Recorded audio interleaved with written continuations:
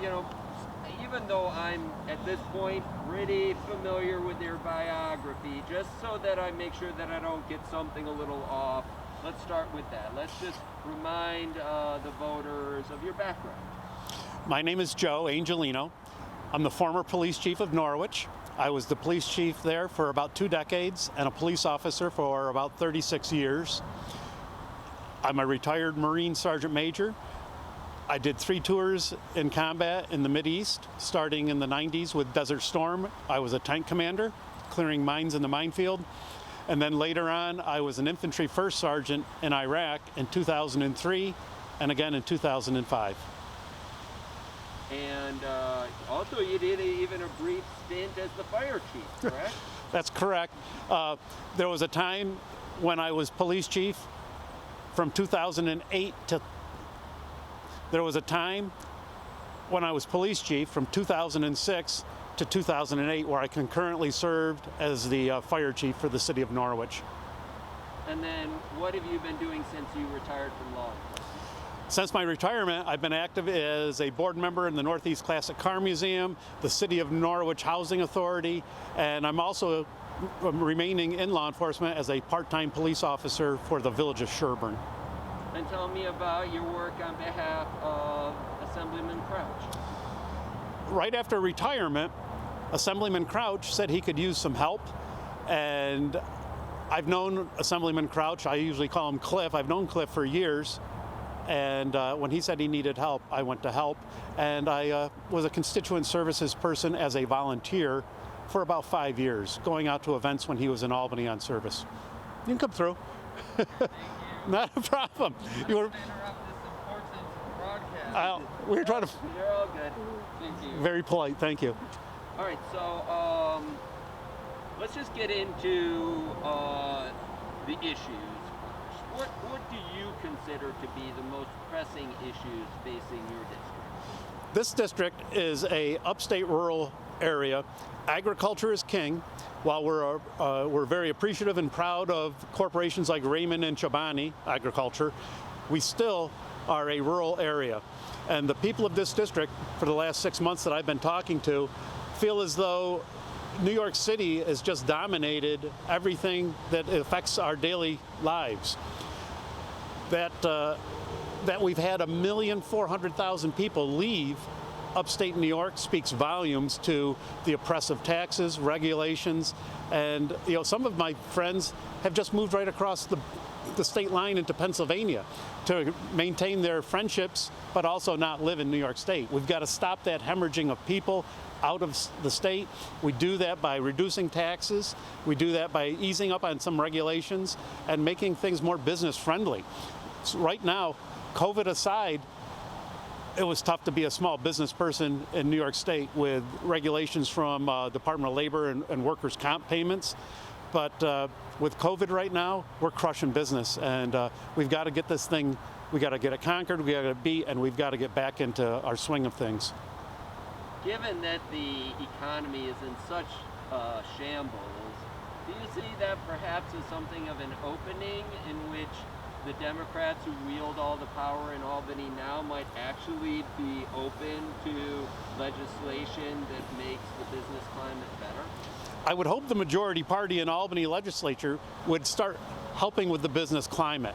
But I'm afraid all they can talk about is increasing taxes to make up for the sales tax revenue loss.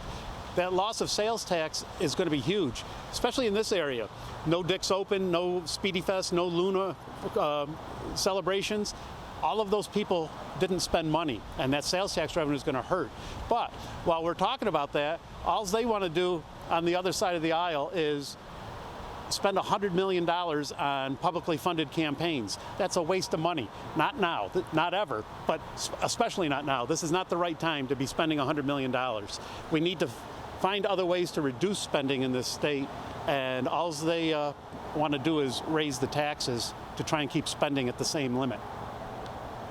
Now, you mentioned the importance of agriculture, and when we were at Meet the Candidates night, you referenced the fact that you would want to build a good relationship with Assemblywoman Lombardo because she chairs the Assembly Agriculture Committee. How much is that perhaps an opening to work in a bipartisan manner in Albany? Well, that's working side by side, figuratively with Donna Lupardo, and also physically, because the 122nd district surrounds her district. She's the chair of agriculture. I'd be foolish not to reach out to her to help the farmers in my district. She's chair of agriculture. That's huge. I have been working with Assemblyman Crouch for the last 5 years, and Assemblywoman Lupardo and I have crossed paths many times, and I think that is ripe for a relationship to be developed there. All right. Any other issues that you think are important to this campaign? I mentioned the public funding of campaigns, not a good idea at all, especially now. There's also the issues of legalizing marijuana. I think the will of the people is going to dominate that, so we need to start planning now how we're going to use whatever revenue that generates. And we also need to look at the issues of enforcement. We're offering another item to get people intoxicated and inebriated, and we need to have some way to test that on roadsides for traffic accidents. I think the will of the people, that's coming, but we just need to prepare for it, and let's do it in advance instead of these knee-jerk reactions. Another thing, there's a push right now to legalize prostitution, and that just doesn't sit right with a lot of people. Well, let's talk more about you yourself. What about your experience and your skills do you think make you good for this line of work? For about the last 30 years, I have lived my life in the public eye. I have been on the news, quoted in papers. I've been the public face of law enforcement in the Norwich area for years. I taught at the Broome County Academy. There's an entire generation of police officers surrounding us that were taught the importance of sales tax revenue, quality of life, reduces property tax values. You talk to any cop that I taught at that Broome County Academy, that's the things that people don't expect a police officer to know, the assessments and things like that. But I explained that to them so they had a better grasp. I have a very good reputation for managing other people's money, namely taxpayers' money. I did it very frugally but effectively at the police department, and that's why when the city council in Norwich needed a fire chief, they looked to me to run both departments to help with the tax burden there and also be more effective in spending tax dollars. So, personally, why do you want to be in the Assembly? I want to be in the Assembly because I'm a generally helpful person, and for the last 5 years working with Assemblyman Crouch, I've seen how effective he can be in maybe bridging some gaps or opening some doors or just helping people navigate the labyrinth of New York State agencies. I want to help people, and I want this district to have a quality of life that it had some time ago. Along those lines, I know a lot of times I would pose this question to Assemblyman Crouch. I'm not sure he always appreciated it that much, but thanks for the warning. but your ability to advance legislation is very limited when you're in the minority. But he often would talk about the significant impact he could make just on constituent services, just the ability to pick up the phone and call a state agency or state department when someone was having trouble. Is that the sort of thing that you envision as well for your role? I know if I get elected, I will be in the minority party in Albany, which isn't the easiest way to get legislation passed, but I can build bridges.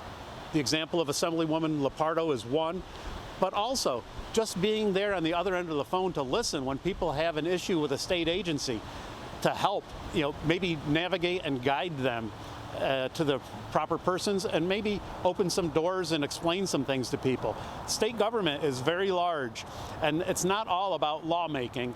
Sometimes it's constituent services and just helping and listening and being a phone call away.